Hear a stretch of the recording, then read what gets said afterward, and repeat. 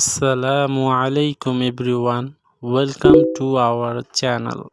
আজকে আমরা শিখব কানেক্টরসের 4টা রুলস এবং এর আগে আমরা আরও দুটো পার্ট আপলোড করেছি। আজকে আমরা তৃতীয় নাম্বার পার্ট আপলোড করতে চাচ্ছি। আমি মোহাম্মদ কাউসার, বিবিএ করছি ঢাকা বিশ্ববিদ্যালয় থেকে।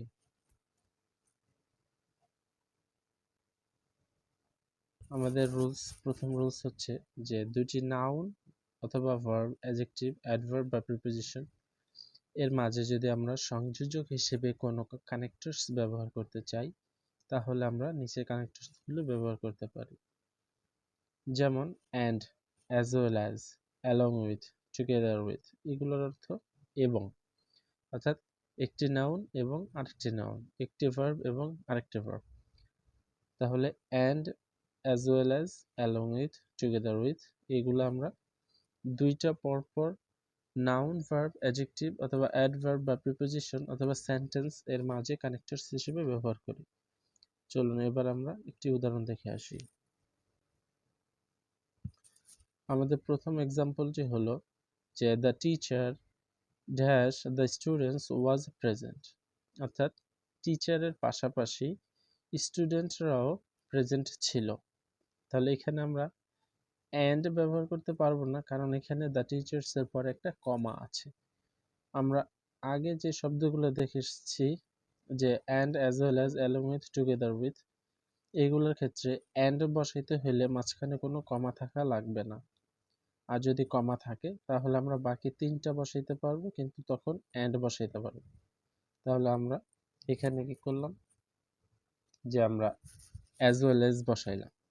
এরপরে 2 নম্বর উদাহরণ যদি দেখি যে I have a brother and a sister, এই যে এখানে কোনো কমা নেই, তাহলে এখানে আমরা কি বসাইতে পারি? অ্যান্ড বসাইতে পারি। ব্রাদার হচ্ছে একটা নাউন এবং সিস্টার হচ্ছে একটা নাউন, তাহলে দুইটা নাউনের মাঝে আমরা বলেছি এগুলো বসাইতে পারি, সো আমরা অ্যান্ড বসাইলাম। রুলসটা খুব সহজ, আমরা একটু ট্রাই করলে এই কানেক্টরসে খুব ভালো নাম্বার উঠাতে পারবো ইনশাআল্লাহ। এখন আমরা নেক্সট যে রুলস আছে ওটাতে যাচ্ছি। আমাদের এখনকার রুলস হচ্ছে যে দুইটি বিষয়, বস্তু অথবা ঘটনার শুধুমাত্র একটিই নয়, অপরটিও হয়, এমন বোঝাতে গেলে আমরা প্রথমটির আগে বসাই নট অনলি এবং পরেরটির আগে বসাই বাট অলসো। যেমন নট অনলি শুধু নয়, বাট অলসো আরো, অর্থাৎ একটি নয় আরো একটি, এরকম মিনিং দিলে আমরা নট অনলি বাট অলসো উঠি। আমরা প্রায় ক্লাস 6 থেকে এই রুলসটা শিখে আসছি ট্রান্সফরমেশন অফ সেন্টেন্সের ক্ষেত্রে। এই রুলসটা আমাদের আবার কানেক্টরস ব্যবহার করতে হচ্ছে। আমরা উদাহরণ দেখি। The girl is dash lazy dash dirty. আচ্ছা, তাহলে মেয়েটি অলস এবং ডার্টি। আবার বলি, আমরা অ্যান্ড বসাইতে পারতেছি না, কারণ এখানে দুইটা গ্যাপ, আমাদের একটা গ্যাপ থাকলে আমরা অ্যান্ড বসাইতে পারতাম।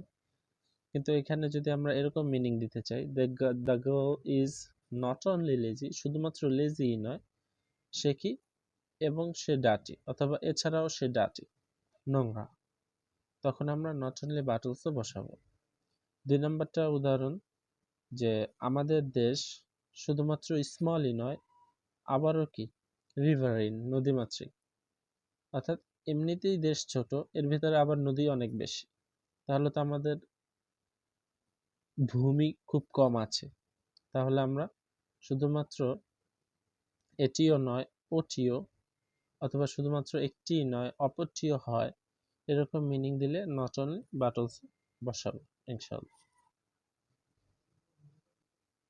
আমাদের পরের রুলস হচ্ছে যে দুজনের মধ্যে একজন অথবা অন্যজন, দুজনের মধ্যে একজন অথবা অন্যজন, এরকম মিনিং দেওয়ার ক্ষেত্রে আমরা এই লিঙ্কাসটা ব্যবহার করি। সেটা হচ্ছে ইদার অর, হয় অথবা, হয় আমি না হয় তুমি। তার মানে দুইজন একসাথে হতে পারবো না, যে কোনো একজন হবে, হয় আমি না হয় তুমি। ওকে, এখন আমরা উদাহরণ দেখি।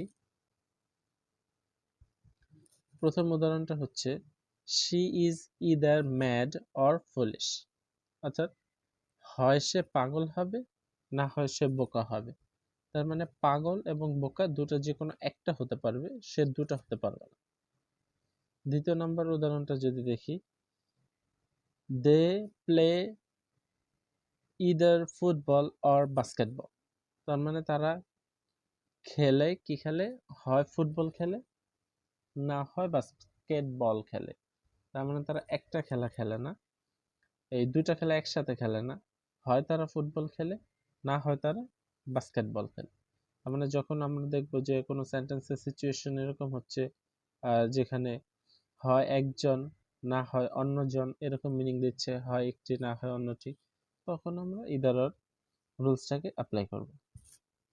আমাদের পরবর্তী রুলস হচ্ছে যে দুটি বিষয়ের বা দুটি ব্যক্তির বা দুটি বস্তুর কেউই নয় বা কোনোটিই নয়, যদি এরকম বোঝায় তখন আমরা নিদার নর কথাটি ব্যবহার করি।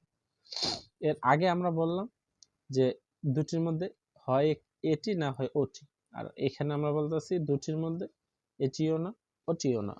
যদি এরকম বোঝায় তাহলে আমরা নিদার নর ব্যবহার করব। এখন আমরা উদাহরণ দেখি। প্রথম উদাহরণ হচ্ছে যে neither you nor he is responsible.